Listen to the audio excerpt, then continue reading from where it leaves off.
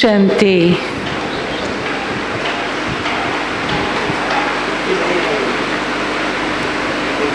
हम सब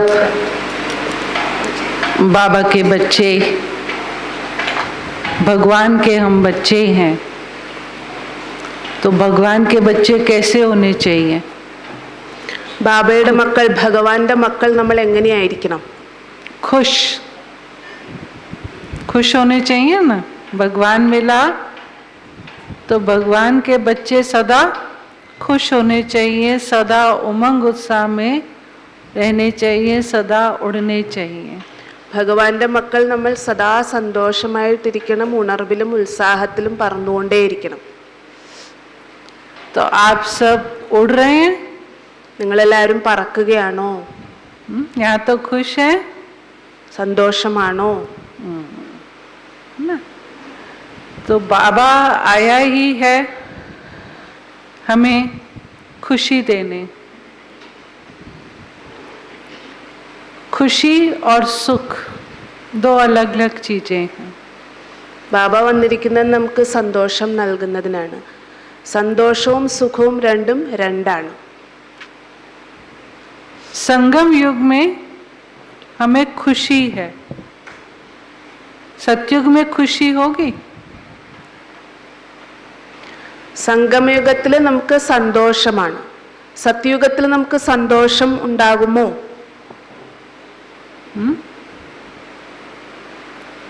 सतयुग में खुशी होगी? സത്യയുഗത്തിൽ സന്തോഷം ഉണ്ടാകുമോ? सतयुग में हम सुखी जरूर होंगे, लेकिन जो बाबा कहता है खुशी, जिसको कहते हैं खुशी जैसी खुराक नहीं, वो खुशी केवल और केवल संगम युग पर है। സത്യയുഗത്തിൽ നമുക്ക് സുഖമുണ്ടായിരിക്കും, പക്ഷേ ഈ സന്തോഷം എന്ന് പറയുന്നത്, ബാബയും പറയാറുണ്ടല്ലോ, സന്തോഷം പോലൊരു ഖുറാക്കില്ല, കുറുക്കില്ല. അപ്പോൾ അത് ഈ സംഗമയുഗത്തിൽ മാത്രം, കേവലം ഈ സമയത്ത് മാത്രം കിട്ടുന്നതാണ്. बड़ा सूक्ष्म फर्क है इसमें। ऐसा नहीं सतयुग में कोई हम दुखी होंगे, लेकिन खुशी और सुख में फर्क है। जैसे आप देखो किसी को, जैसे थोड़े दिन पहले भी बाबा ने मुरली में कहा था कि संगम युग में आपके पास कंट्रास्ट है, कलयुग और सतयुग का। तो हमें इस समय दुख धाम से छूटने और सुख धाम में जाने की खुशी है। സന്തോഷവും സുഖവും തമ്മിൽ വളരെ സൂക്ഷ്മമായിട്ടുള്ള ചെറിയൊരു വ്യത്യാസമാണുള്ളത്. ഇപ്പം സത്യയുഗത്തിൽ നമ്മൾ സുഖിയായിരിക്കും എന്ന് പറഞ്ഞ് അവിടെ സന്തോഷം ഉണ്ടാകില്ല എന്ന് പറഞ്ഞാൽ അവിടെ ദുഃഖിതരായിരിക്കും എന്നുള്ളതല്ല. ഇപ്പോൾ ബാബ മുരളിയിലും കഴിഞ്ഞ മുരളിയിലും കോൺട്രാസ്റ്റിനെ കുറിച്ച് പറഞ്ഞു, ദുഃഖധാമത്തെക്കുറിച്ച് സുഖധാം, ദുഃഖധാം സുഖധാം, അല്ലെങ്കിൽ കലിയുഗം സത്യയുഗത്തിൻ്റെ കോൺട്രാസ്റ്റിനെ കുറിച്ച് പറഞ്ഞു. അപ്പോൾ നമ്മൾ ദുഃഖധാമത്തിൽ നിന്നും സുഖധാമത്തിലേക്ക് പോവുകയാണ് എന്നുള്ള സന്തോഷം നമുക്കുണ്ട്.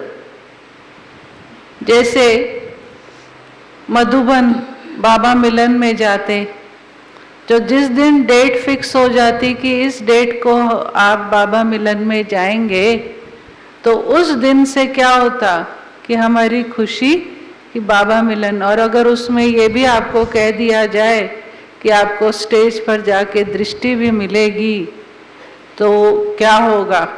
आप खुशी में वेट करेंगे कि कब वो दिन आएगा। और जब आप मधुबन पहुंच जाएंगे, बाबा से मिलन मनाएंगे, तो उस समय वो खुशी नहीं है, अब आप उसका आनंद ले रहे हैं, उसका सुख ले रहे हैं। ഇപ്പോൾ വ്യത്യാസം പറഞ്ഞു തരികയാണ് സന്തോഷവും സുഖവും തമ്മിൽ. ഇപ്പോൾ വിചാരിക്കൊരു ഉദാഹരണം പറയുകയാണ്, മധുബനിൽ ബാബ മിലനത്തിന് വേണ്ടിയിട്ട് പോവുകയാണ്. മിലനത്തിൻ്റെ ഡേറ്റ് നിങ്ങൾക്ക് കിട്ടി, നിങ്ങൾക്ക് ഇന്ന സമയത്താണ് പോകേണ്ടതെന്നുള്ളത്. നിങ്ങളതിന് വേണ്ടിയിട്ടുള്ള തയ്യാറെടുപ്പുകൾ നടത്തി. വിചാരിക്കൂ, നിങ്ങൾക്ക് മധുബനിൽ ചെല്ലുമ്പോൾ ബാബയുടെ സന്മുഖത്ത് ചെന്ന് സ്റ്റേജിൽ ദൃഷ്ടി ലഭിക്കും. അപ്പോൾ നിങ്ങൾ ആ സന്തോഷത്തിലാണ് അല്ലേ, അത് എപ്പോഴാണ് വരിക എന്നുള്ള ആ കാത്തിരിപ്പിൻ്റെ സന്തോഷത്തിലായിരിക്കും നിങ്ങൾ പോകുന്നത്. അത് കഴിഞ്ഞ് നമ്മൾ മധുബനിലെത്തി ബാബയുമായിട്ടുള്ള മിലനം നമ്മൾ അതിൽ നമ്മൾ സന്തോഷിക്കുന്നു എന്നുള്ളതല്ല, അതിൽ നമ്മൾ ഇതിൻ്റെ ആനന്ദം അനുഭവിച്ചുകൊണ്ടിരിക്കുകയാണ്, ആ ബാബ മിലനത്തിൻ്റെ സുഖം അനുഭവിച്ചുകൊണ്ടിരിക്കുകയാണെന്നാണ് പറയുക. तो इसीलिए बाबा कहता है कि संगम युग को बाबा टॉप पर रखता है और वर्तमान समय ये संगम युग की घड़ियां हैं और ये घड़ियां कुछ ही समय में पूरी होने वाली हैं, ये तो हम जानते हैं. अब ज़्यादा समय तो ये घड़ियां नहीं रही हैं ना. तो ये जो संगम की हमें घड़ियां मिली हैं, ये जो संगम का हमें समय मिला है, इसका बाबा कई बार मुरली में कहता है कि एक एक सेकंड जो है वो बहुत വാല്യുവബിൾ है. അതുകൊണ്ടാണ് ബാബ സംഗമയുഗത്തെ വളരെ ടോപ്പ് പോയിന്റിൽ നിർത്തിയിരിക്കുന്നത്. സംഗമയുഗത്തിലെ ഓരോ നിമിഷവും അത്രയും അമൂല്യമാണ്. സംഗമയുഗത്തിൻ്റെ ഈ സമയം എന്ന് പറയുന്നത്, ഈ നിമിഷങ്ങൾ എന്ന് പറയുന്നത് അത്രയും ഇതാണ്, ഓരോരോ നിമിഷവും വളരെയധികം വിലപ്പെട്ടതാണെന്ന് ബാബ അതുകൊണ്ടാണ് പറയുന്നത്.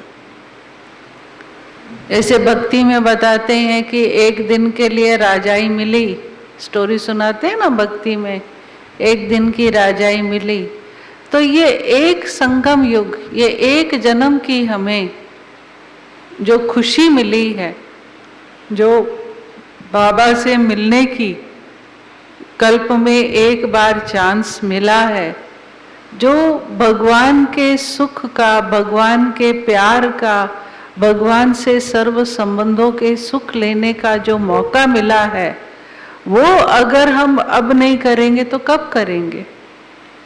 അപ്പം നമുക്ക് ഈ ഒരു സമയത്ത് മാത്രം ലഭിക്കുന്നതാണ് ഈ സന്തോഷം എന്ന് പറയുന്നത്. സംഗമയുഗത്തിൽ ബാബയെ നമുക്ക് ലഭിച്ചതിൻ്റെ, ബാബയുടെ സ്നേഹം നമുക്ക് ലഭിച്ചതിൻ്റെ എല്ലാത്തിൻ്റെ ഈ ഒരു സമയത്ത് നമുക്ക് കിട്ടുന്ന ആ സുഖം വേറൊരു സമയത്ത് നമുക്ക് ലഭിക്കാനായിട്ട് പോകുന്നില്ല. ഭക്തിയിലും ഒരു ദിവസത്തെ ഭരിക്കാനുള്ള ഒരു അവസരം കിട്ടിയതിൻ്റെ കഥ പറയുന്നുണ്ട്. അതേപോലെ ഈ സംഗമയുഗത്തിൽ മാത്രം നമുക്ക് ലഭിക്കുന്ന അവസരമാണ് ബാബയുമായിട്ട് മിലനം ചെയ്യുന്നതിൻ്റെ, ബാബയുടെ സ്നേഹം അനുഭവിക്കുന്നതിൻ്റെ എല്ലാം. जैसे हम नयों को कहते हैं नाउ और नेवर, तो वो हम पर भी तो लागू होता है नाउ और नेवर, कि अगर अभी हमने परमात्म पालना का, परमात्म ज्ञान का, इतने ऊंचे ज्ञान का प्राप्ति नहीं करी, उसका सुख नहीं लिया, उसकी आनंद नहीं लिया, तो नेवर, कभी नहीं ले पाएंगे. നമ്മൾ പുതിയവരോട് പറയാറുണ്ട് ഇപ്പോഴില്ല എങ്കിൽ ഒരിക്കലും ഇല്ല എന്നുള്ളത്. അപ്പം അതേപോലെ അത് നമുക്കും കൂടി അപ്ലൈ ആവുന്നതാണ്. ഈ സമയത്ത് ഈ ഒരു സംഗമയുഗത്തിൽ നമ്മൾ പരമാത്മാവിൻ്റെ സ്നേഹം അനുഭവം ചെയ്തില്ല എങ്കിൽ, പരമാത്മാവിൻ്റെ ജ്ഞാനം, പ്രാപ്തികൾ ഇത് അനുഭവം ചെയ്യുന്നില്ല എങ്കിൽ വേറൊരു സമയത്തും നമുക്ക് ഇതിൻ്റെ അനുഭവം ചെയ്യാനുള്ള അവസരം കിട്ടില്ല. इसलिए बाबा ने, अब इसमें विघन क्या आता, माया जो है हमारे आगे विघन क्या डालती, तो माया का सबसे बड़ा विघन है अलबेलापन और आलस्य. മായ ഏറ്റവും വലിയ വിഘ്നം ഇടുന്നത് ഈ സമയത്ത് അലസത, അശ്രദ്ധയുടെയും അലസതയുടെയും രൂപത്തിലാണ്. पहले अलबेलापन आता है कि पहले आलस्य आता है? ഏതാണ് ആദ്യം വരുന്നത്? അലസതയാണോ കെയർലെസ്നെസ് ആണോ ആദ്യം വരുന്നത്, അതോ ലേസിനെസ് ആണോ, അലസതയാണോ? जो कहते हैं पहले आलस्य आता है वो हाथ खड़ा करें. ആരാണോ പറയുന്നത് ആദ്യം ആലസ്യമാണ് മായ കൊണ്ടുവരുന്നത് എന്ന് പറയുന്നവർ കൈ ഉയർത്തും.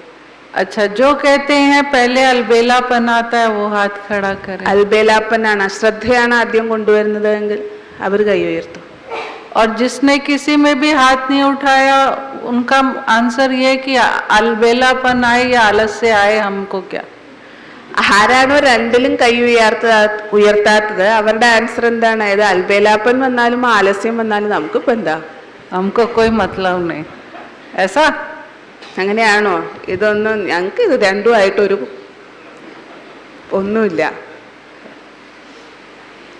पहले आता है अलबेलापन, है ना. जब हम अलबेले होते हैं तो माया का दूसरा वार होता है आलस्य. पहला वार होता है अलबेलापन, हमको अलबेला बना देती है.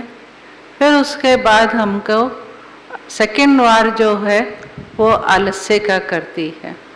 इसका मैं ആദ്യമായ വരുന്നത് അൽബേലാപ്പന്റെ രൂപത്തിലാണ്, അശ്രദ്ധയുടെ രൂപത്തിലാണ് വരുന്നത്, ആദ്യത്തെ വാറ്. പിന്നെയാണ് മായ അലസതയുടെ ആലസ്യത്തിന്റെ രൂപത്തിൽ യുദ്ധം ചെയ്യുന്നത്. अब कैसे देखो, आप सारा दिन यात्रा करके, कोई बाहर बहुत सेवा करके या कोई भी हार्ड वर्क करके आते हैं शाम को, रात को, तो माया का अलबेलेपन का विचार आपको क्या देगी? रात को ही दे देगी वो आपको, सुबह नहीं, रात को ही दे देगी कि कल अमृत वेला मैं नहीं उठूंगा, क्योंकि सारा जस्टिफाई करेंगे अपने आप को, क्योंकि मैंने सारा दिन इतना हार्ड वर्क करा है। तो ये किसने विचार दिया? माया ने। और बड़ा जस्टिफाई करके माया आपको कन्विंस भी कर देगी कि आपको बाबा कहता है शरीर का भी ख्याल रखना है, तो इसलिए कल जो है हम अमृत वेला नहीं उठूंगा या नहीं उठूंगी, रेस्ट करूंगी। ഇപ്പം ഏത് രൂപത്തിലാണ് മായ ആദ്യത്തെ യുദ്ധം ചെയ്യുന്നതെന്നുള്ളത് പറഞ്ഞു തരികയാണ്. അൽബേലാപ്പൻ എങ്ങനെയാണ് വരുന്നത്. അപ്പോൾ വിചാരിക്കൂ, നിങ്ങൾ ദിവസം മുഴുവനും സേവനം ചെയ്ത്, പുറത്ത് യാത്ര ചെയ്ത് സേവനം ചെയ്ത് വൈകുന്നേരം ആയപ്പോൾ എത്തി. അപ്പോൾ മായ ഏത് രൂപത്തിലാണ് അറ്റാക്ക് ചെയ്യുന്നത്? രാത്രിയാകുമ്പോൾ, രാവിലെ ആകാൻ നിൽക്കണ്ട, രാത്രിയാകുമ്പോഴേക്കും തന്നെ മായ നിങ്ങളുടെ ഉള്ളിൽ സങ്കല്പം ഇട്ട് വരും, ഇത്രയും വൈകി വന്നതല്ലേ, ഇത്രയും ക്ഷീണിച്ചു, അതുകൊണ്ട് ഇനി നാളെ അമൃതവേള എഴുന്നേൽക്കണ്ട. അപ്പോൾ ആ രീതിയിൽ മായ അങ്ങനെ ന്യായീകരണങ്ങൾ അതിലുണ്ടാകും, അതിൻ്റെ പോലെ കൺവിൻസ് ചെയ്യിപ്പിക്കുകയും ചെയ്യും. ആ രീതിയിലുള്ള സങ്കല്പങ്ങൾ മായ നമ്മളുടെ മനസ്സിൽ ഇട്ട് തന്നുകൊണ്ടേയിരിക്കും. और रात को बाबा को गुड नाइट करते हुए बाबा को भी बोल देंगे कि बाबा छुट्टी अमृत वेले की, मैं बाबा को भी छुट्टी ले लेंगे कि मैं अमृत वेले नहीं उठूंगा। अब ये क्या है? ये माया ने हमको क्या कर दिया? अलबेला। अब मन को अलबेला कर दिया। अब अमृत वेले तो नेचुरली आलस्य आएगा ही आएगा। अगर आपको बाबा उठा भी देगा 3:30 बजे कि बच्चे उठ जा, है ना, मार्क्स ले ले, इसमें तेरे को डबल मार्क्स मिलेंगे, एक्स्ट्रा मार्क्स मिलेंगे, लेकिन क्योंकि अलबेलापन तो रात का ही आया हुआ है, तो सुबह जो है माया क्या करेगी? अब आपके ऊपर आलस्य का वार करेगी कि नहीं, सो जा, नींद आ रही है तेरे को, सो जा। तो अब मुझे सेकंड वार माया का आएगा, आलस्य का।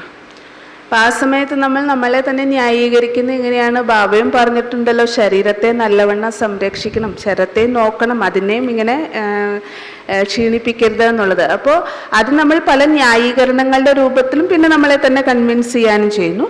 അപ്പോൾ പിന്നീട് രാവിലെ ആകുമ്പോൾ എന്ത് ചെയ്യുന്നു? നമുക്ക് എഴുന്നേൽക്കാനായിട്ട് 3:30 ആകുമ്പോൾ നമ്മൾ എഴുന്നേൽക്കാൻ വേണ്ടിയിട്ടിരിക്കും. പക്ഷെ അപ്പോഴേക്കും ഇന്നലത്തെ ഓർമ്മ വരും. നമ്മൾ വിചാരിക്കും, അയ്യോ ഞാൻ രാത്രി വൈകിയാണല്ലോ കിടന്നത്, അപ്പം അതുകൊണ്ട് ബാബയോട് നേരത്തെ തന്നെ പറയും, ബാബ ഞാൻ ഉറങ്ങാൻ പോവുകയാണ്, ഗുഡ് നൈറ്റ് ബാബ, നാളെ ഇങ്ങനെയാണ്, നാളെ അമൃതവേള ഞാൻ എഴുന്നേൽക്കില്ല. അപ്പം നേരത്തെ തന്നെ നമ്മളുടെ മനസ്സിൽ സങ്കല്പം ഇട്ട് വച്ചിരിക്കുകയാണ്, ഈ രീതിയിലുള്ള എനിക്ക് ക്ഷീണമാണ് അല്ലെങ്കിൽ എങ്ങനെയാണ് എന്നുള്ള സങ്കല്പം ഇട്ട് വച്ചിരിക്കുന്നത്. കാരണം രാവിലെ ഉണരുകയാണെങ്കിൽ പോലും പിന്നെയും നമ്മൾ കിടക്കും. അവിടെയാണ് അപ്പം മായ ഫസ്റ്റ് വാർ അറ്റാക്ക് ചെയ്തു. ഇനി സെക്കൻഡ് വാർ ഇതാണ്, മായ ആലസ്യത്തിൻ്റെ രൂപത്തിൽ അവിടെ നമ്മളെ കാരണം ഉറക്കി കിടത്തിക്കളയും. എഴുന്നേറ്റാലും ശരി പിന്നെയും നമ്മൾ ഈ ചിന്തകൾ കൊണ്ടുവന്നുകൊണ്ട് വീണ്ടും കിടന്ന് ഉറങ്ങും. അപ്പോൾ രണ്ടാമത്തെ അറ്റാക്കാണ് ആലസ്യം. अनुभव है सबको इसका? ഇതിന്റെ അനുഭവം എല്ലാവർക്കും ഉണ്ടല്ലോ. सब अनुभवी हैं, अलबेले और आलस्यपन के अनुभवी हैं। तो ब्राह्मणों के लिए यह सबसे बड़ी माया है। और बाबा ने, अव्यक्त बाप दादा ने ये कहा था कि जब अंत समय नजदीक आएगा तो ब्राह्मणों के अंदर के ऊपर माया का अलबेलेपन और आलस्य का वार होगा। ये अव्यक्त बाप दादा के महावाक्य हैं कि बहुत से ब्राह्मण अलबेलेपन और आलस्य के कारण पुरुषार्थहीन हो जाएंगे. അവ്യക്ത ബാബ്ദാദയുടെ മഹാവാക്യമാണ്. സമയം അങ്ങനെ അന്തിമത്തിലേക്ക് അടുക്കുന്തോറും ഈ ബ്രാഹ്മണരുടെ മേലെ ഈ രണ്ട് രൂപത്തിലായിരിക്കും ഏറ്റവും കൂടുതൽ മായയുടെ വാറുണ്ടാകുന്നത്. അശ്രദ്ധയുടെയും ആലസ്യത്തിൻ്റെയും രൂപത്തിൽ ഇത് വന്നു കഴിയുമ്പോൾ ബ്രാഹ്മണർ പിന്നെ പുരുഷാർത്ഥഹീനരായി തീരുന്നു. क्योंकि कहीं ना कहीं हम ब्राह्मण बच्चे बाबा के, हमने सोचा दो ही मुख्य हमारे शत्रु हैं, कामेशु और क्रोधेशु। उस पर तो काफी हद तक हमने विजय प्राप्त कर ली है, बाकी थोड़ा बहुत मन में चिड़चिड़ापन या ये सब है, वो तो अंत में बाबा ग्रेस मार्क्स देकर पास कर ही देगा। നമ്മളിപ്പോൾ ആദ്യം മനസ്സിലാക്കി വെച്ചിരിക്കുന്നത് എങ്ങനെയാണ്, ബ്രാഹ്മണരുടെ മുഖ്യമായിട്ടുള്ള രണ്ട് ശത്രുക്കൾ കാമം ക്രോധം, അതിൻ്റെ മേലൊക്കെ ഒരു പരിധി വരെ എല്ലാവരും ജയിച്ചിട്ടുണ്ട്. അപ്പോൾ അത് ഇനി അഥവാ കുറച്ചെന്തെങ്കിലും തരത്തിലുള്ള ചിടിച്ചിടാപ്പൻ വരികയാണെങ്കിലും ശരി, മുറുമുറുപ്പ് ആ രീതിയിലുള്ളത് വരികയാണെങ്കിലും ശരി, ബാബ ഗ്രേസ് മാർക്ക് നൽകിയിട്ട് നമ്മളെ അങ്ങോട്ട് ചെറുതായിട്ടുള്ളൊരു ഇത് മാത്രമേ ഉള്ളൂ, ബാക്കി ബാബ നമുക്ക് ഗ്രേസ് മാർക്ക് നൽകി നമ്മളെ പാസ്സാക്കി വിട്ടോളൂ. आज बाबा ने भी कहा पेट भरा हुआ है, इसलिए मुरली नहीं पढ़ते हैं, पेट बहुत भर गया है। तो अलबेलापन और आलस्य वर्तमान समय हम ये देख रहे हैं कि ब्राह्मणों के ऊपर इसका बहुत बहुत बहुत वार हो रहा है। इसलिए ब्राह्मण बच्चे, कई ब्राह्मण बच्चों ने क्या किया है कि सहज राजयोग होने के कारण अपने पुरुषार्थ को भी बड़ा सहज कर लिया कि कोई बात नहीं, आराम से लेट के ऑनलाइन मुरली सुनो, है ना। अमृत वेला भी आराम से कभी कर लिया, कभी नहीं किया, ठीक है। कोई सेवा होती है तो कर ली, नहीं तो ठीक है, हमने बहुत सेवाएं कर ली। तो इस तरह से कहीं ना कहीं माया जो है इस तरह का वार कर रही है. ഇപ്പോൾ ബ്രാഹ്മണരുടെ മേൽ ഈ സമയത്ത് ഏറ്റവും കൂടുതൽ യുദ്ധം നടക്കുന്നത് ഈ രണ്ട് കാര്യത്തിലാണ്.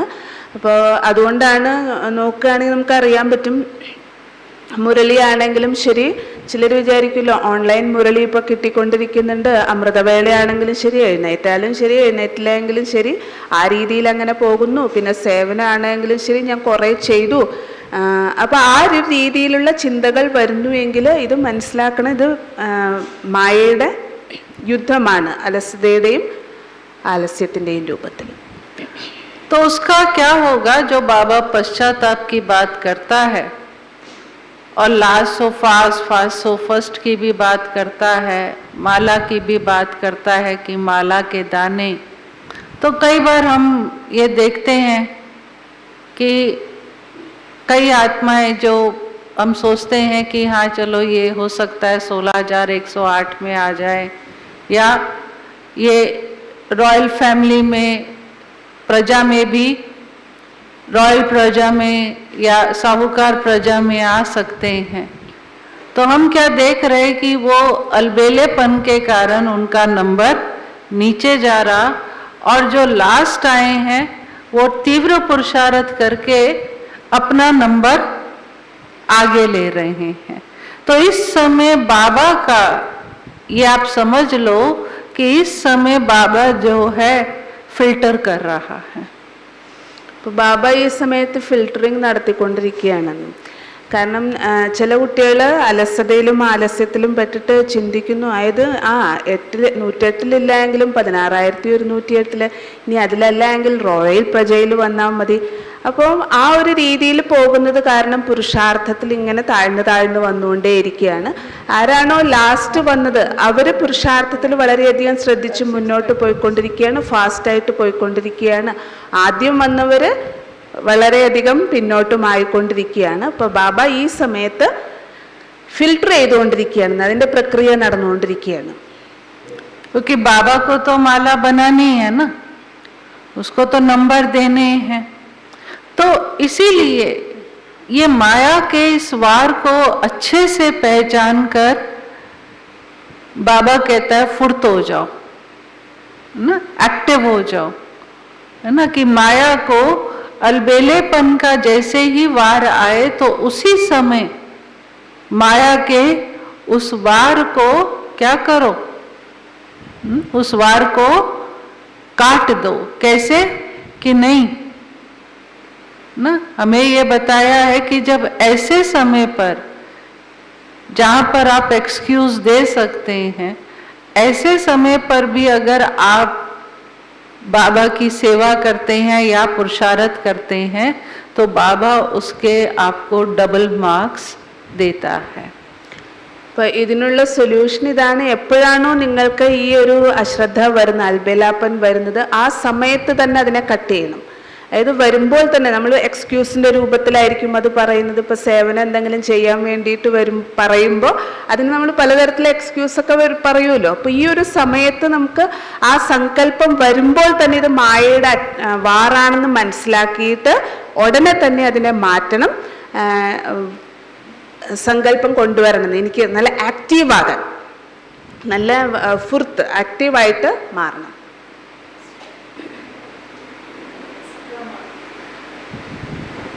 एक्स्ट्रा मार्क्स एक्स्ट्रा मार्क എനിക്ക് ബാബയിൽ നിന്ന് एक्स्ट्रा मार्क നേടണം എന്നുള്ള ആ സങ്കല്പം കൊണ്ടുവരണം. एक्स्ट्रा मार्क कैसे हो गए?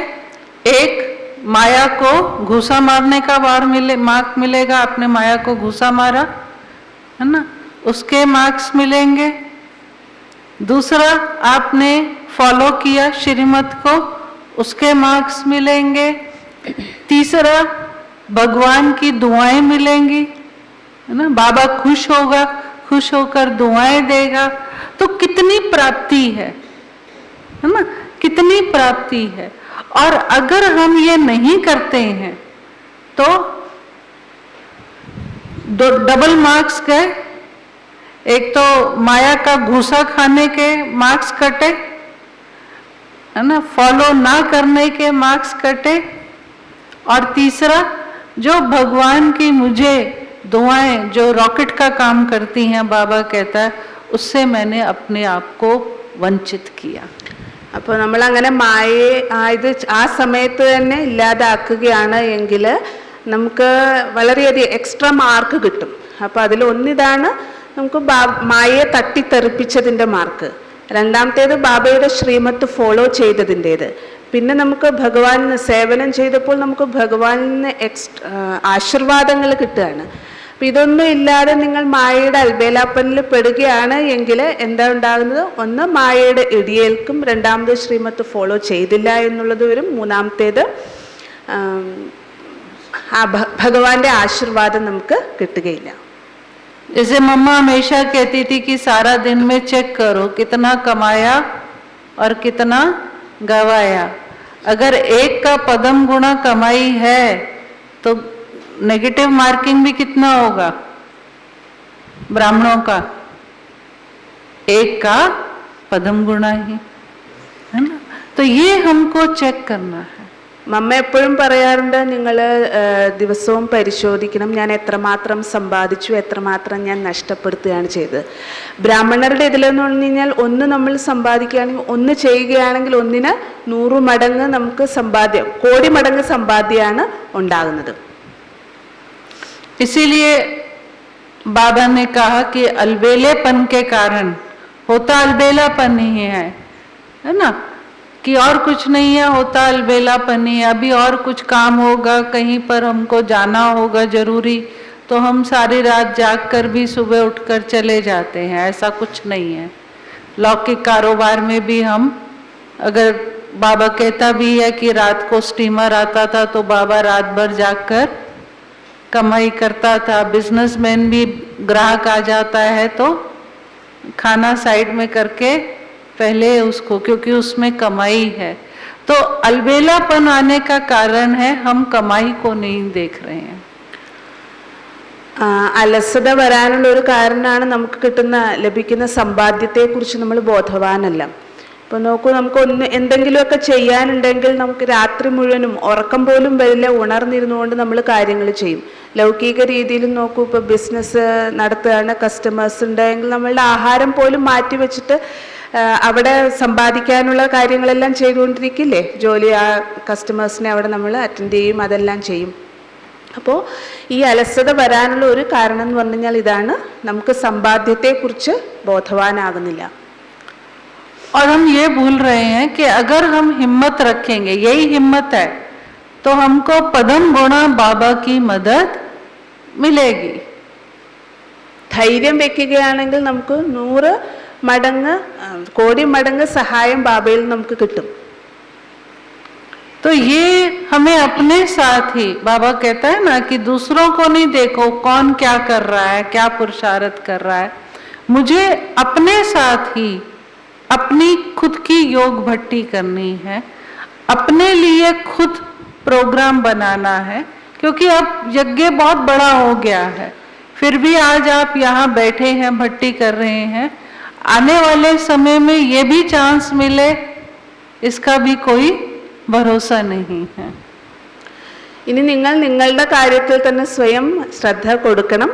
കാരണം ചിലർ പറയൂല, എനിക്ക് എന്നെ കൊണ്ട് ആരെങ്കിലും ചെയ്യിപ്പിക്കണം, യോഗം ചെയ്യിപ്പിക്കണം, അതിനുള്ള പ്രോഗ്രാമുകളൊക്കെ ഉണ്ടാക്കി തരണം. ഇനി മുന്നോട്ട് പോകുന്ന സമയത്ത് നമുക്ക് ചിലപ്പോൾ അതിനുള്ള അവസരം പോലും കിട്ടിയില്ല. ഇപ്പം നിങ്ങൾക്ക് ഇവിടെ ഭട്ടി കൂടാനുള്ള അവസരം കിട്ടി.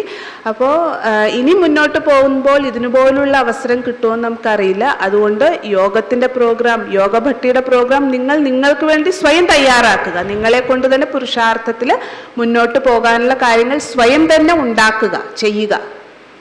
जैसे बाबा साकार में दादियों को कहता था अगली दिवाली नहीं आएगी, है ना, तो उसी तरह से हम भी यही सोचें कि जो करना है वो अभी करना है. जो मौका मिला है हमें, चाहे भट्टी द्वारा जो सेवा का, जो ज्ञान योग की हमको पालना मिल रही है, या जो भी मौका मिल रहा है, वो अलबेलेपन के कारण हम गवा न दें. ദാദിമാരെപ്പോഴും പറയാറുണ്ട്, ബാബ അവരോട് പറയുന്ന അടുത്ത ദീപാവലി വരില്ല എന്ന് തന്നെ ചിന്തിക്കുക, അടുത്ത ദീപാവലി ഉണ്ടാവില്ല എന്ന് പറഞ്ഞാൽ അത്രയ്ക്ക് അത് മുന്നിൽ കണ്ടുകൊണ്ട് കാര്യം ചെയ്യാനായിട്ട്. അപ്പം ഈ സമയത്തും നമ്മൾ നമ്മുടെ മേൽ തന്നെ അത് ചെയ്യണം. അതായത് നമ്മൾ എപ്പോഴും ചിന്തിക്കണം, ഈ അവസരം ഇനി കിട്ടില്ല. അപ്പം കിട്ടിയ അവസരങ്ങൾ, യോഗ ഭട്ടിയുടെ ആയിക്കോട്ടെ, സേവനത്തിൻ്റെ ആയിക്കോട്ടെ, എന്ത് അവസരം കിട്ടിയാലും ഉടനെ തന്നെ അത് വിനിയോഗിക്കുക. बाबा कहता है माया का काम है कि जो भी आप श्रीमत या जो भी आप अच्छा काम करेंगे, माया हमेशा आपको क्या थॉट देगी? पोस्टपोन का, कि कल कर लेना. മായയുടെ പാഠം ഇതാണ്, മായ പഠിപ്പിക്കുന്ന പാഠം ഇതാണ്. എന്ത് ശ്രീമത്ത് കിട്ടുന്നു, എന്ത് കാര്യം നിങ്ങൾക്ക് ചെയ്യാൻ വേണ്ടിയിട്ട് കിട്ടുന്നു, അതെല്ലാം പോസ്റ്റ്പോൺ ചെയ്യിപ്പിക്കുക എന്ന് പറഞ്ഞാൽ മാറ്റിവെപ്പിക്കും, നീട്ടിവെപ്പിക്കും. और जहां माया की मत होगी वहां वो क्या आपको फोर्स करेगी? अभी करो. किसी को गुस्सा करना है, अभी करो. മായ ഫോഴ്സ് ചെയ്യിപ്പിക്കും. മായയുടെ മതം അനുസരിച്ച് എന്താ മായ ഇപ്പൊ പറയുന്ന, തൻ്റെ എന്തെങ്കിലും കാര്യം വരികയാണെങ്കിൽ ഉടനെ മായ പറയും ഇപ്പൊ തന്നെ ചെയ്യൂ. ഇപ്പൊ ദേഷ്യപ്പെടണമെന്നുണ്ടെങ്കിൽ അത് ഇപ്പൊ തന്നെ ചെയ്തോളൂ. ऐसा है ना ऐसा? അങ്ങനെയല്ലേ? ശ്രീമത്താണെങ്കിൽ പോസ്റ്റ്പോൺ ചെയ്യിപ്പിക്കും, മായയുടെ സ്വന്തം മതമാണെന്നുണ്ടെങ്കിൽ മായ ഇപ്പൊ തന്നെ ചെയ്യാൻ വേണ്ടി പറയും. पहले तो फिर भी क्या होता था, मोबाइल फोन नहीं थे तो पोस्टपोन ड्रामानुसार हो जाता था कि जब तक फोन करें या वो व्यक्ति दोबारा मिले तब तक बात ठंडी हो जाती थी. आज तो लोगों के हाथ में फोन है, वो तुरंत क्या करते हैं कि कोई बात सुनते हैं, कोई आकर बोलता है तो तुरंत क्या करते हैं, तुरंत ही उसको फोन करेंगे. अगर फोन नहीं करेंगे तो व्हाट्सएप के ऊपर उल्टे सीधे मैसेज डालना कि तुम अपने को क्या, जैसे जो बाबा कहता है वो सब मैसेज डालना शुरू कर देंगे. माना उसको तो माया उसको पोस्टपोन नहीं करती है. ഇപ്പോൾ പണ്ടത്തെ കാലത്ത് മൊബൈലൊന്നും ഉണ്ടായിരുന്നില്ലല്ലോ, മൊബൈല്, വാട്സപ്പ് ഇങ്ങനെയുള്ളതൊന്നും ഉണ്ടായിരുന്നില്ലല്ലോ. അപ്പം മായ ഏത് രീതിയിൽ ഏത് കാര്യത്തെയാണ് പോസ്റ്റ്പോൺ ചെയ്യിപ്പിക്കുന്നത് എന്നുള്ളത് പറഞ്ഞു തരികയാണ്. അപ്പോൾ എന്തെങ്കിലും ആരെങ്കിലും കുറിച്ചുള്ള വിപരീതമായിട്ടുള്ള കാര്യങ്ങൾ, അതും ഇതൊക്കെ ആയിട്ടുള്ള കാര്യങ്ങൾ കേൾക്കുകയാണെങ്കിൽ, പണ്ട് മൊബൈൽ ഇല്ലായിരുന്നു, അപ്പോൾ അതുകൊണ്ട് എന്ത് ചെയ്യും, നമ്മളത് പോസ്റ്റ്പോൺ ചെയ്യും. വേണ്ട, അതിനിപ്പം ആ ആളെ കാണുന്നത് വരെ, ഉടനെ തന്നെ ഒന്നും കാണുന്നില്ല എങ്കിൽ പിന്നെ അത് പറയില്ല, പിന്നെ നമ്മൾ മറന്നു പോകും. അപ്പോൾ അത് നമ്മൾ പിന്നത്തേക്ക് മാറ്റിവെക്കും. പക്ഷേ ഇന്നത്തെ കാലത്ത് ഇപ്പോൾ എന്താ ചെയ്യുന്നത്, ഇങ്ങനെയുള്ള ഓരോന്ന് വന്നത് കാരണം, മൊബൈലൊക്കെ വന്നത് കാരണം എന്തെങ്കിലും വിപരീതമായിട്ടുള്ള കാര്യങ്ങൾ, അതും ഇതുമായിട്ടുള്ള കാര്യങ്ങൾ കേൾക്കുകയാണെങ്കിൽ ഉടനെ തന്നെ നമ്മൾ മൊബൈലെടുത്ത് വിളിക്കും, അല്ലെങ്കിൽ വാട്സാപ്പിൽ അതും ഇതുമായിട്ടുള്ള മെസ്സേജ് അയച്ചുകൊണ്ടേയിരിക്കും. അപ്പം മായ ഈ രീതിയിലുള്ള കാര്യങ്ങൾ ചെയ്യിപ്പിച്ചുകൊണ്ടിരിക്കും. ഇപ്പം തന്നെ അങ്ങനെയുള്ള കാര്യങ്ങൾ ഇപ്പോൾ തന്നെ ചെയ്യുക എന്നുള്ളത് ചെയ്യിപ്പിച്ചുകൊണ്ടിരിക്കും. तो इसीलिए जहां आपको कोई भी बात पोस्टपोन करने का थॉट आए तो तुरंत अलर्ट हो जाओ कि माया मुझे माया आ गई है ना। और जहां पर आपको कोई भी काम तुरंत करने का आए तो एक सेकंड के लिए सोचो कि ये कहीं माया अपनी मत तो मुझ पर नहीं डाल रही। ഇപ്പോൾ പോസ്റ്റ്പോൺ ചെയ്യേണ്ട കാര്യം എന്താണോ വരുന്നത് ആ സമയത്ത് ഉടനെ തന്നെ നോക്കണം മായ എന്നെ കൊണ്ട് എന്താ ചെയ്യിപ്പിക്കുന്നതെന്നുള്ളത്. ഇപ്പൊ തന്നെ ചെയ്യേണ്ട കാര്യമാണ് എന്നുള്ളത് ആ സങ്കല്പം വരുമ്പോൾ തന്നെ ഉടനെ നോക്കണം മായ എന്നെ കൊണ്ട് എന്ത് കാര്യം ചെയ്യിപ്പിക്കാൻ വേണ്ടിയിട്ടാണ് ഇതിപ്പോ മായ ഏത് രൂപത്തിലാണ് വരുന്നത് എന്നുള്ളത് നിങ്ങൾ അറിഞ്ഞിരിക്കണം. एक भाई हमारे पास सेंटर पर आते, उन्होंने अपना अनुभव सुनाया। बोला मैं मुरली क्लास के बाद बाबा के कमरे में गया तो बाबा के कमरे में भंडारी डालने के लिए तो 2 500 के नोट निकाले। उन्होंने भरी क्लास में सुनाया। 2 500 के नोट डाले, जैसे ही भंडारी के पास तक गया तो माया आ गई। एक 500 का नोट निकाल के जेब में डाल दिया, एक 500 का नोट भंडारी में डाला। माया आ गई ना कि 500 ही डालता हूँ। बोला बाहर गया, थोड़ा सा दूर आगे गया, एक व्यक्ति ने आकर मेरी गाड़ी को ठोक दिया बिना मतलब के। उसकी गाड़ी ठुक गई और मुझे उसको 500 रुपए देने पड़े। तो बोला मैंने कान पकड़ा, आगे से ये ठगी बाबा के साथ नहीं करेंगे। तो ये माया ऐसी है. അപ്പോൾ മായ എത്ര സൂക്ഷ്മമാണെന്നുള്ളത് പറഞ്ഞു തരികയാണ്. ഒരു ഭായി തൻ്റെ അനുഭവത്തിൽ പറഞ്ഞതാണെന്ന് എല്ലാവരുടെയും മുന്നിൽ വെച്ച് പറഞ്ഞതാണ്. അപ്പോൾ പൈസ ഇടാൻ വേണ്ടിയിട്ട് ബാബയുടെ റൂമിൽ ഭണ്ഡാരി വെച്ചിട്ടുണ്ടല്ലോ, അതിൻ്റെ ഉള്ളിൽ ഇടാൻ വേണ്ടിയിട്ട് പോയി. അപ്പോൾ അവിടെ ചെന്നിട്ട് 2 500ൻ്റെ നോട്ട് കയ്യിലെടുത്തു. അപ്പോൾ അവിടെ ചെന്നപ്പോൾ എനിക്ക് മായ വന്നു എന്ന് വിചാരിച്ചു, ഒരു 500ൻ്റെ നോട്ട് അതിലിട്ടാൽ മതി. ഒരു 500ൻ്റെ നോട്ട് പോക്കറ്റിലേക്കും വെച്ചു, ഒരു 500ൻ്റെ നോട്ട് ഇതിലേക്ക് ഇടുകയും ചെയ്തു. അപ്പം അതിനുശേഷം പിന്നെ ക്ലാസ് കഴിഞ്ഞ് വണ്ടി എടുത്ത് പോയി കഴിഞ്ഞപ്പോൾ ഒരു വണ്ടിയിൽ ചെന്ന് ഇടിച്ചു കഴിഞ്ഞപ്പോൾ 500 രൂപ പോയി. 500 രൂപ കൊടുക്കേണ്ടി വന്നു, ആ ആൾക്ക് കൊടുക്കേണ്ടി വന്നു. ആരുടെ വണ്ടിയിലാണ് ഇടിച്ചത് അവർക്ക് കൊടുക്കേണ്ടി വന്നു. അപ്പോൾ അദ്ദേഹം പിന്നെ പറഞ്ഞു എന്ന് ചെവി പിടിച്ചിട്ട് പറഞ്ഞു എന്ന് മാപ്പ് ചോദിച്ചുകൊണ്ട് ഇനി ഞാൻ ഇങ്ങനെയുള്ള കാര്യം ചെയ്യില്ല. तो ये इसीलिए हमने कहा कि माया जो है वो पोस्टपोन कराती है. आप सेवा में कहीं भी जाएंगे आपको हमेशा कहेगी कल से. अब आप देखो ना कि जैसे बाबा के एक और बाबा के जैसे बच्चे हैं, जैसे मैंने कहा एक अलबेलेपन का संस्कार है ना. आलस्य तो बाद में आता है, इसलिए पहले अलबेलेपन पे वर्क करो. वो देखो कहीं भी मेरे अंदर अलबेलापन आता है बाबा की, तो वहां पर थोड़ा दृढ़ता से अलर्ट होकर उसको ठीक करो. दूसरा हमने देखा है कि ब्राह्मणों के अंदर फीलिंग भी बहुत जल्दी आती है. ഇപ്പോൾ അൽബെലാപ്പൻ വരികയാണ് എങ്കിൽ ആലസ്യം പിന്നീടാണ് വരുന്നത്. അപ്പോൾ ആദ്യത്തെ ഈ രൂപത്തിൽ അലസതയുടെ അല്ലെങ്കിൽ അശ്രദ്ധയുടെ രൂപത്തിൽ മായ വരുമ്പോൾ തന്നെ നിങ്ങൾ വളരെ അലേർട്ടായിട്ടിരുന്നിട്ട് അതിനെ എന്തായാലും ശരി മാറ്റണം. ഏത് പോസ്റ്റ്പോണിൻ്റെ രൂപത്തിൽ വരികയാണെങ്കിൽ ശരി ഉടനെ തന്നെ നിങ്ങൾ അലേർട്ടാകണം, ഇത് മായ എന്നെ കൊണ്ട് ചെയ്യിപ്പിക്കുന്നതാണ് എന്നുള്ളത് മനസ്സിലാക്കിയിട്ട്. പിന്നെ മറ്റൊന്ന് ബ്രാഹ്മണരുടെ ഉള്ളിൽ വളരെയധികം കണ്ടുവരുന്ന ഒന്നാണ് ഫീൽ ചെയ്യുന്ന നേച്ചർ. വരാറുണ്ടോ? हाँ में हाथ खड़ा कर रहे हैं, ना में हाथ खड़ा कर रहे हैं. എന്തിലാണ് നിങ്ങളെ കൈ ഉയർത്തിക്കേണ്ടത്? ഇല്ല എന്നുള്ളതിലാണോ അതോ ഉണ്ട് എന്നുള്ളതിലാണോ? പെട്ടെന്ന് ഫീൽ ചെയ്യുന്ന നേച്ചർ ഉണ്ടോ? आती है ना. तो बाबा भी कहता था फीलिंग का फ्लू है ना. पहले तो फ्लू 3 दिन का होता था, आजकल 1 महीने का हो गया है. ഫീലിങ്ങിൻ്റെ ഫ്ലൂ എന്നാണ് എപ്പോഴും പറയാറ്. ഫ്ലൂ എന്ന് പറഞ്ഞാൽ പകർച്ചവ്യാധിയാണ്. അപ്പോൾ പണ്ടൊക്കെ എന്ന് പറഞ്ഞാൽ ഫ്ലൂ വന്നു കഴിഞ്ഞാൽ 3 ദിവസമേ ഇത് നിൽക്കുള്ളൂ. ഇന്നത്തെ കാലത്ത് അത് 1 മാസത്തേക്ക് നിൽക്കുന്നു. तो फीलिंग क्यों आती है? എന്തുകൊണ്ടാണ് ഫീലിംഗ് വരുന്നത്? आती तो है, और कितनी जल्दी आती है ना. कितनी जल्दी हमको फीलिंग आ जाती है ना. तो बाबा कहता है कि ये भी क्या है, ये माया हम तीव्र, जहां आप तीव्र पुरुषार्थी होकर चल रहे होंगे ना, आप देखेंगे जब आप बहुत तीव्र पुरुषार्थी होकर पुरुषार्थ कर रहे होंगे या जब आप बहुत तीव्र गति से सेवा में लगे हुए होंगे, उस तीव्र फेज में ही फीलिंग आती है। മായ തീവ്രതയുടെ ഫേസിലാണ് എത്തുന്നത്. നമ്മൾ പുരുഷാർത്ഥത്തിലോ സേവനത്തിലോ ഒക്കെ തീവ്രഗതിയിലേക്ക് അങ്ങോട്ട് പോകുമ്പോഴേക്കും, അവിടെ തീവ്രത എത്തുമ്പോഴേക്കും, ഇന്റൻസിറ്റി എത്തുമ്പോഴേക്കും മായ അവിടെ വന്നിട്ടുണ്ടാകും. जैसे सपोज आप बहुत बाबा की हड्डी सेवा कर रहे हैं, जो बहन जी कह रही है आप भाग भाग के कर रहे हैं, ये कर रहे हैं, वो कर रहे हैं, लेकिन अचानक ही उसी भागदौड़ में बहन जी ने थोड़ा सा आपको किसी बात के लिए टोक दिया तो क्या होगा? फीलिंग आ जाएगी. ഇപ്പം നോക്കൂ, നമ്മുടെ സെൻറ്ററിലുള്ള സിസ്റ്റർ നിങ്ങളോട് സേവനം ചെയ്യാൻ വേണ്ടിയിട്ട് പറഞ്ഞു. ആ സേവനമൊക്കെ ഓടി നടന്ന് നിങ്ങൾ ചെയ്തുകൊണ്ടിരിക്കുകയാണ്. അപ്പോൾ രാത്രിയും പകലുമൊക്കെ സേവനം ചെയ്തുകൊണ്ടിരിക്കുകയാണ്. എന്ത് പറഞ്ഞു അതൊക്കെ ചെയ്തുകൊണ്ടിരിക്കുകയാണ്. ആ സമയത്താണ് എന്തെങ്കിലും കാര്യത്തെക്കുറിച്ച് സിസ്റ്റർ ഇങ്ങനെ ചെയ്യരുത് എന്ന് പറഞ്ഞു. ഉടനെ അവിടെ നിങ്ങൾക്ക് ഫീലിംഗ് വന്നു.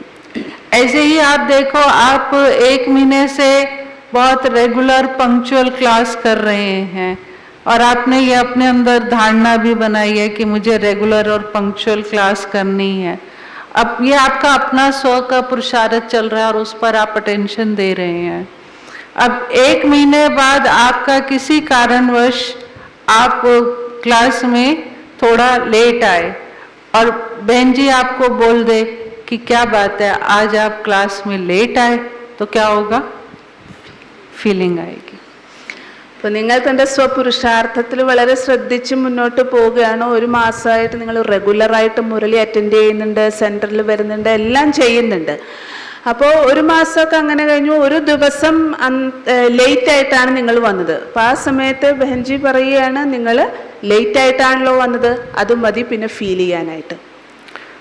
उसके अब दूसरी साइड एक और विजन देखो, जब आप कोई बहुत तीव्र पुरुषार्थ या बहुत तीव्र सेवा ऐसा कुछ नहीं कर रहे हैं, एक रूटीन में चलो जो सेवा दे दी वो कर ली, टाइम हुआ कर ली, कोई आप इस तीव्र के लक्ष्य से नहीं है.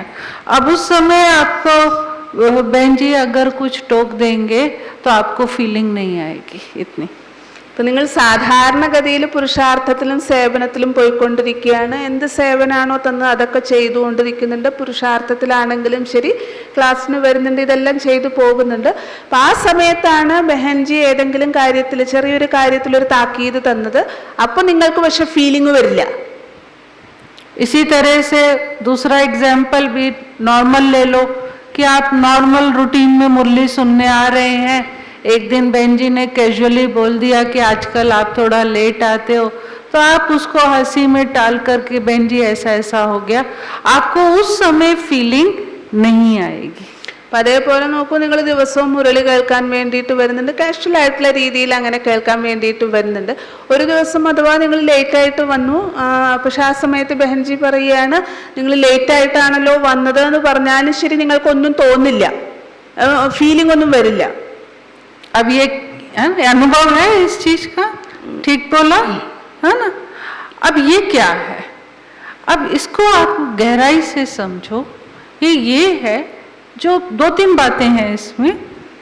एक, बाबा कहता है कि आप तीव्र पुरुषार्थ करके महारथी की लिस्ट में आ रहे हैं. तीव्र पुरुषार्थ करेंगे तो कहाँ पहुंचेंगे? महारथी की लिस्ट में. तो महारथी की लिस्ट में आप ना पहुंच पाए, उसके लिए माया ने क्या करा?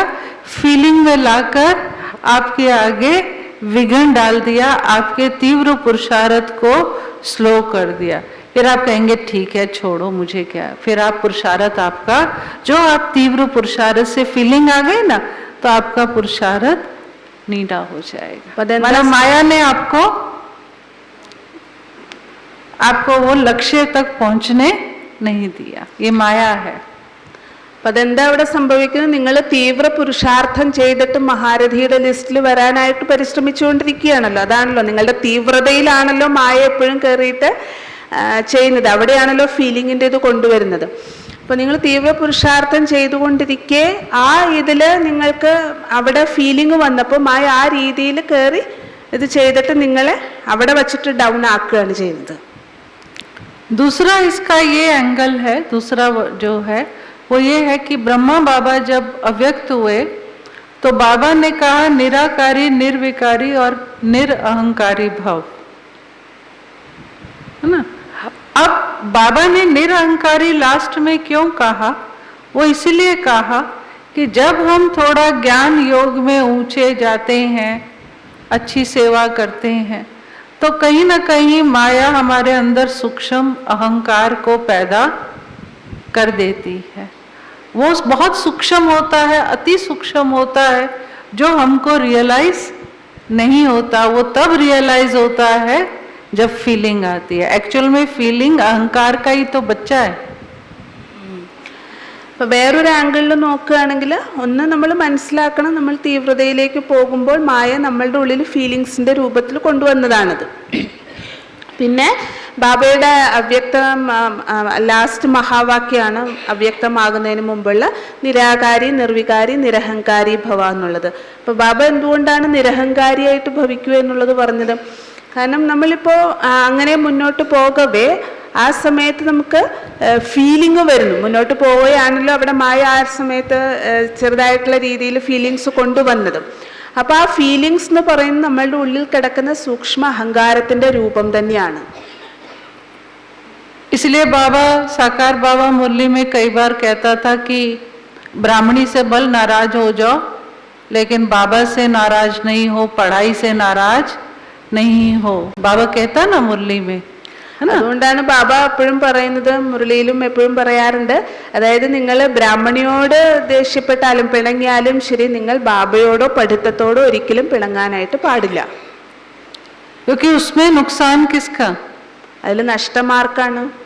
ना ब्राह्मणी का ना बाबा का. नुकसान तो जो फीलिंग में आया है उसका होगा. ആരാണോ ഫീലിംഗിലേക്ക് വന്നത് അവർക്ക് തന്നെയാണ് അതിന്റെ നഷ്ടം ഉണ്ടായത്. है ना. एक ये इसका आंसर है. तीसरा एक और आपको मैं राज, बाबा कहते हैं ना, नाराज वो होता है जो ड्रामा के राज को नहीं जानता, है ना. ये बाबा कहता है. तो एक और राज आप ये समझना कि हम जो ब्राह्मण आत्माएं हैं, विशेष जो 9 लाख पहला जो है राजधानी, हम आत्माओं का मैक्सिमम हिसाब किताब किसके साथ है? 9 लाख आत्माओं के साथ. ये बात समझ आती? ഏറ്റവും ആദ്യം വരുന്ന 9 ലക്ഷം പേരാണല്ലോ വരുന്നത്. അപ്പോൾ നമ്മൾ ബ്രാഹ്മണ ആത്മാക്കൾക്ക് ഏറ്റവും കൂടുതൽ കർമ്മത്തിന്റെ കണക്കുകൾ ആരുമായിട്ടാണ് ഉണ്ടായിരിക്കുക? തീർച്ചയായിട്ടും ഈ 9 ലക്ഷത്തോടായിരിക്കും. क्योंकि बाबा कई बार मुरली में कह चुका है ये बात कि बाकी आत्माओं से आपका कोई ताल्लुक नहीं है.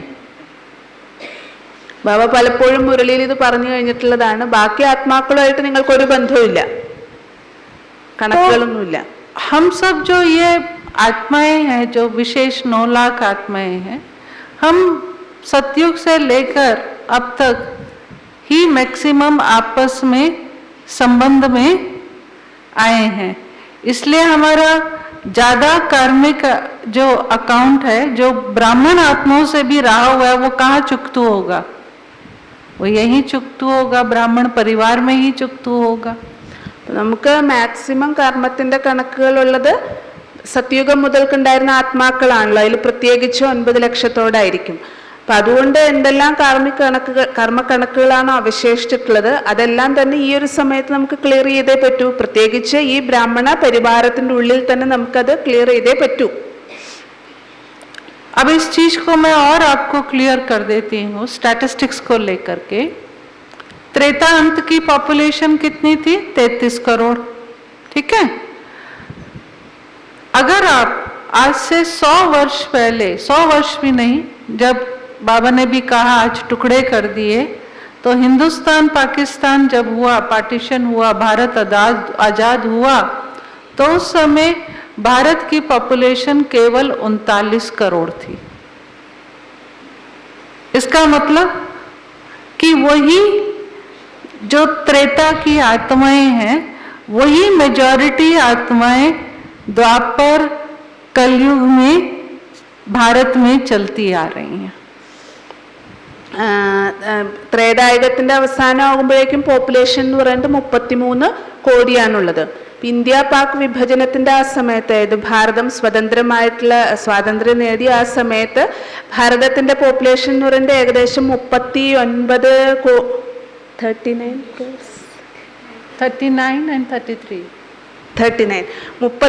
കോടിയാണ് ഭാരതത്തിന്റെ ആ സമയത്തെ പോപ്പുലേഷൻ എന്ന് പറയുന്നത്. അപ്പൊ ഒന്ന് ചിന്തിച്ചു, സത്യത്രേതായുഗം കഴിഞ്ഞ് ദ്വാപരയുഗത്തിന്റെ കലിയുഗത്തിന്റെ ലാസ്റ്റ് എത്തിയപ്പോൾ വരെ അത്രയുമേ പോപ്പുലേഷന്റെ വർധനവ് ഉണ്ടായിട്ടുള്ളൂ. 33-ൽ നിന്ന് 39-ലേക്ക് വരെ എത്തിയിട്ടുള്ളൂ.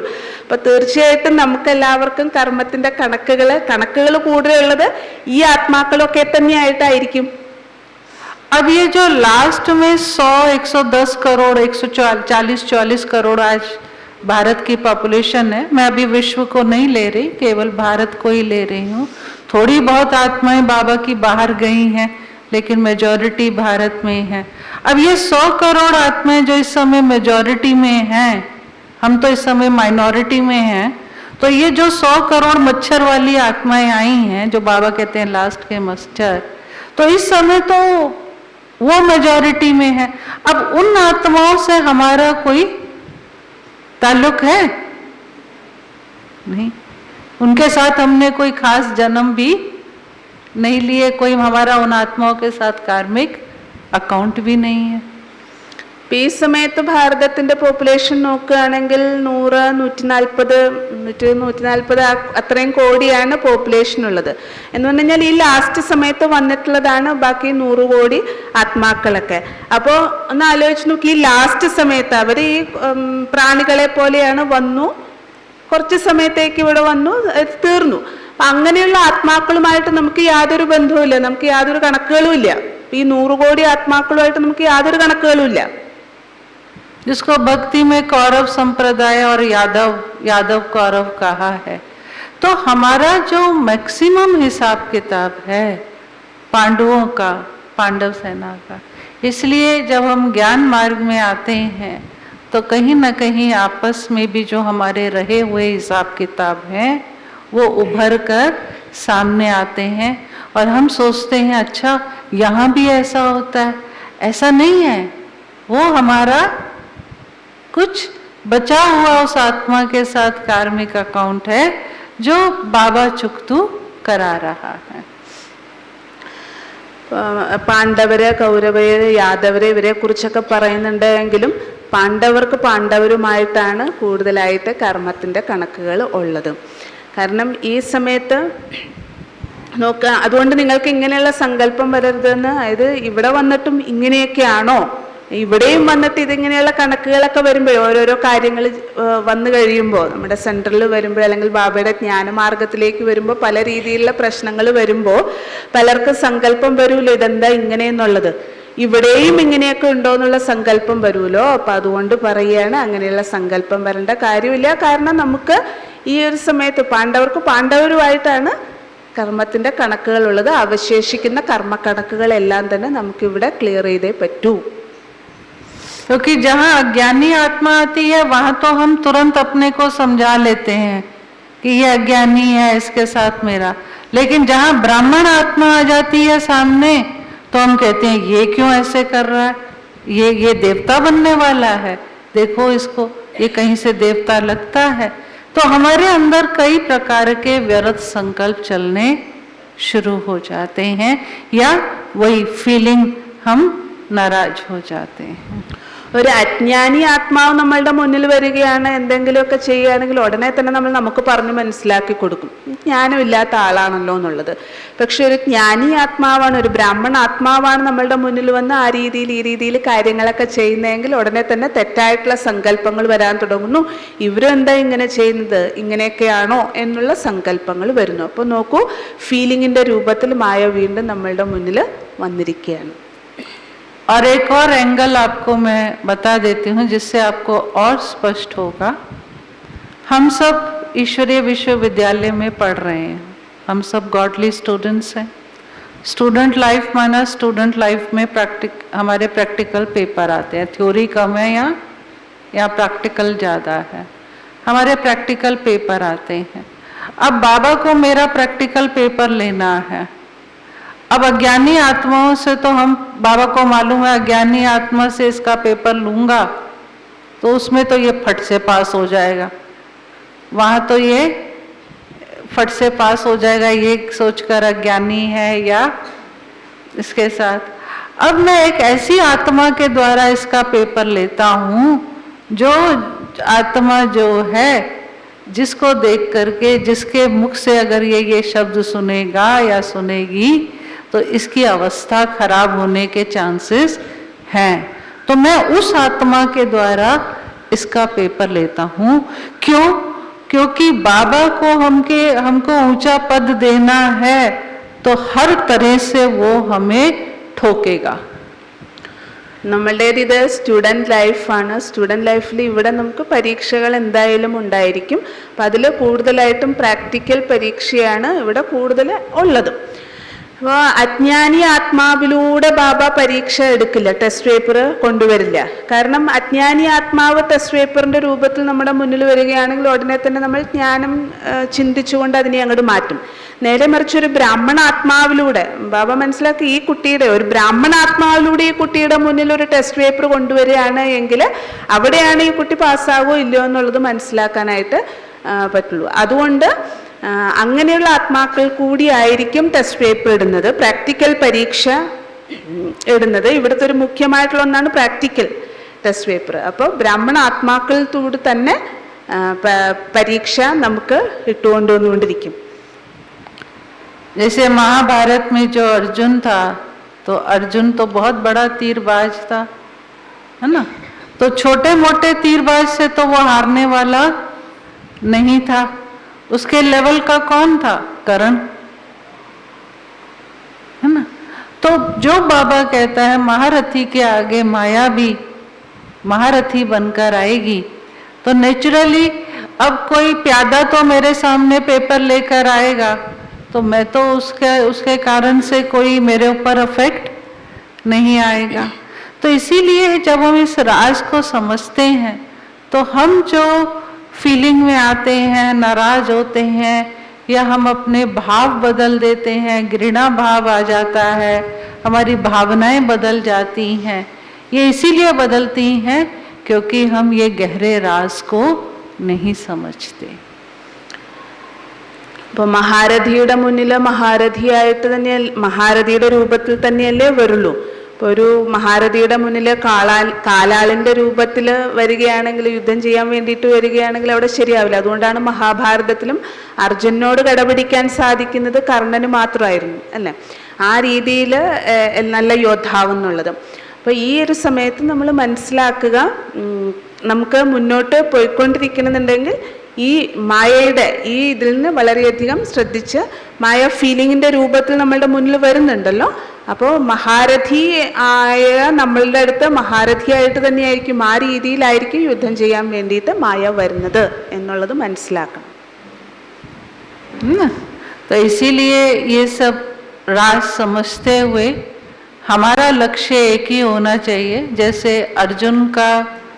अर्जुन जो था वो बहुत फोकस था, ऐसा बताते हैं कि उसके वो क्या नजर आया, है ना? आँख के बीच में भी वो जो काला गोला है आँख का, चिड़िया का, वही नजर आया, माना फोकस था।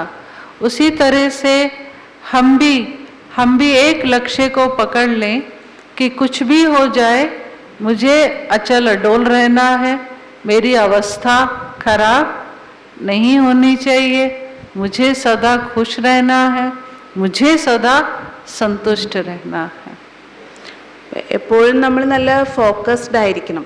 അതായത് എന്തൊക്കെ തന്നെ സംഭവിച്ചാലും ശരി, എനിക്ക് വിജയിയാകുക തന്നെ വേണം, എനിക്ക് പുരുഷാർത്ഥം ചെയ്യുക തന്നെ വേണം. ഇതെപ്പോഴും നമ്മളുടെ ഫോക്കസ്ഡ് ആയിരിക്കണം. അപ്പോൾ ഇതുപോലെ അർജുനൻ്റെ കഥയിൽ പറയുന്നുണ്ടല്ലോ, അർജുനൻ്റെ ആ ഏകാഗ്രത, നോട്ടം എന്ന് പറയുന്നത് ഫോക്കസ്ഡ് ആയിരുന്നു. പക്ഷിയെ കാണുന്നില്ല, പക്ഷിയുടെ കണ്ണിലേക്ക് തന്നെയായിരുന്നു അർജുനൻ്റെ ശ്രദ്ധ മുഴുവനും. അതുകൊണ്ടാണ് അർജുനന് വിജയിയാകാൻ സാധിച്ചത്. അതേപോലെ നമ്മളുടെയും ഈ ഒരു സമയത്ത് പുരുഷാർത്ഥത്തിലാണെങ്കിലും എല്ലാത്തിലാണെങ്കിലും ശരി വളരെ ഫോക്കസ്ഡ് ആയിരിക്കണം.